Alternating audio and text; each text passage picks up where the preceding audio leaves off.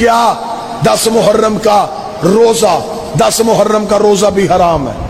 یہ بنی امیہ نے منت مانی تھی، اگر حسین قتل ہو جائے تو ہم خوشی کا روزہ رکھیں گے۔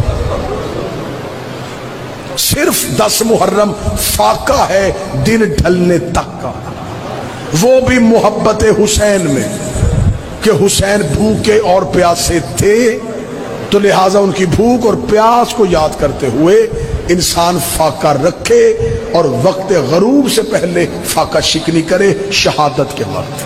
کچھ لوگ یہ کرتے ہیں کہ شربت بنا کے خاص طور سے ان دنوں میں بانٹتے ہیں۔ میں کہتا ہوں یہ درست نہیں ہوگا۔ وہ کہتے ہیں کہ وہ لوگ کو ثواب ملیں گا، جو کربلا میں جو لوگ تھے ان کو اس کا اجر ملیں گا، لیکن میرے بھائی اگر آپ اس واقعے کو یاد کر کے کوئی شربت پی رہے ہیں تو تعجب کی بات ہے۔ وہ واقعہ خوشی کا تو کسی بھی لحاظ سے نہیں ہے، وہ واقعہ ایک شہادت اور غم کا ہے، تو آپ اس دن شربت بنا کے پیے۔ میں تو سمجھتا ہوں اس کا ریلیشن کیا مجھے کچھ سمجھ میں پلے نہیں آتا۔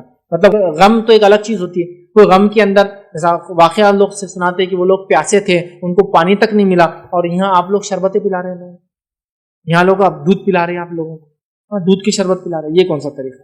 تو یہاں مسئلہ یہ کہ ایک طبقہ جو ہے مکمل غم میں چلا گیا اور دوسرا طبقہ مکمل خوشی میں چلا گیا۔ اس مہینے بہت غلط بات، ہم نے اعتدال کیا۔ ایک یہ کہ برکت ہوگی انشاءاللہ، محرم کا مہینہ ہے۔ دوسرا فائدہ یہ کہ بدعت کی، جو لوگ سمجھتے ہیں محرم میں شادی غلط ہے تو بدعت کی مخالفت ہوگی، اس کا الگ سے ثواب ملے گا۔ تیسرا فائدہ یہ کہ محرم میں شادی ہال سستے ہوتے ہیں، سستے میں شادی ہو جائے گی، کیا خیال ہے؟ تو فائدہ ہی فائدے، مزے ہی مزے۔ اور رہا یہ مسئلہ کہ محرم میں شادی ہوئی اور خدا نخواستہ ناکام ہو گئی، ابھی لوگ یہ بھی کرتے ہیں، ناکام ہو جائے، محرم میں ہوئی تھی نا اس لیے، تو ان سے بولو بہت سے میرے علم میں ایسے ہیں جنہوں نے ربیع الاول میں کی تھی، ان کی بھی ناکام ہو۔ شادی کے کامیاب ہونے یا ناکام ہونے کا تعلق اس سے نہیں ہے کہ رمضان میں ہو رہی ہے کہ محرم میں، وہ اس سے ہے کہ میاں بیوی کا رشتہ جوڑ کا تھا یا نہیں تھا، دونوں تمیز سے رہنا چاہتے ہیں کہ نہیں چاہتے۔ اگر دونوں تمیز سے رہنا چاہتے ہیں تو کہیں بھی نکاح ہوگا انشاءاللہ کامیاب ہوگا۔ اگر دونوں تمیز سے یا دونوں میں سے ایک میں اڑی ہے کہ کھانے پینے وغیرہ میں اضافہ کرنا یعنی بڑھانا۔ نمبر 8 غسل کرنا۔ نمبر 9 سرما لگانا اور ناخن کاٹنا۔ نمبر 10 مریضوں کی بیمار پرسی کرنا یعنی عیادت کرنا، طبیعت پوچھنا، ان کو صبر کی تلقین کرنا، ان کے لیے دعا کرنا۔ اللہ تبارک و تعالی عاشورہ کے دن کی برکتیں بھرپور طریقے سے حاصل کرنے کی ہمیں توفیق عطا فرمائے۔ لیکن یہ رواج میں کب پڑا؟ یہ ہمارے ہاں رواج میں بعد کے زمانے میں پڑا ہے، اور یہ ان روایات کو دیکھ کر، جس میں جو بخاری کی روایت میں نے آپ کے سامنے پیش کی ہے، اس کو بہت زیادہ اچھالا گیا، خاص طور پر جب کربلا کا واقعہ ہو گیا۔ کربلا کے واقعے کے بعد ایسی موضوع اور من گھڑت روایتیں بنائی گئی، ابن عساکر کے اندر ہے کہ جو اس میں سرما لگایا اور وغیرہ، اور آج کل بعض ناصبی لوگ سرما بھی لگاتے ہیں، خوشی بھی مناتے ہیں، شادیاں بھی کرتے ہیں، اور کچھ لوگ یہ کہتے ہیں کہ غم مت بناؤ، پانی مت پلاؤ لوگوں کو، بلکہ روزہ رکھو، یہ روزہ رکھنے کا دن ہے۔ اور امام حسین علیہ السلام اس دن روزے سے تھے۔ اللہ کے بندو، جب یہ روزہ، حضرت عائشہ فرماتی ہیں، عاشور کا روزہ رمضان کے روزے کی وجہ سے ختم ہو گیا، نبی صلی اللہ علیہ وآلہ وسلم نے فرمایا جو رکھتا ہے رکھے، جو نہیں رکھتا ہے تو نہ رکھے۔ تو پھر اس کے اوپر اتنی شدت کرنے کی اور اس کو اس طور پر بیان کرنے کی ضرورت کیا ہے؟ دین میں سختی کی ضرورت کیا ہے؟